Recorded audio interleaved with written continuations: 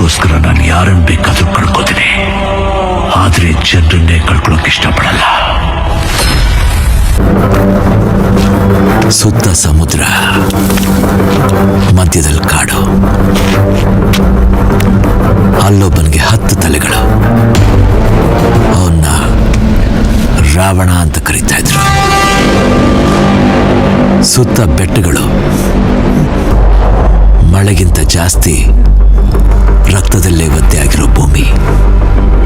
ಅಲ್ಲೊಬ್ಬನಿಗೆ ಒಂದೇ ತಲೆ, ಅವನ್ನ ರಣಗಲ್ಲು ಅಂತಾರೆ. ಕುತ್ತಿಗೆ ಮೇಲಿರೋ ತಲೆಗಳ ಸಂಖ್ಯೆ ಬೇರೆ, ಆದ್ರೆ ಗುಣ ಮಾತ್ರ ಒಂದೇ. 100 ಸಲ ಯೋಚನೆ ಮಾಡಿ ನನ್ನ ವಿಷಯಕ್ಕೆ ಬರಬೇಕಾಗಿತ್ತು. ಒಂದ್ಸಲ ಬಂದ್ರೆ ಪಾರಿವಾಳಗಳು ಕೂಡ ಹದ್ಗಳ ತರ ಕಾಣ್ತವೆ.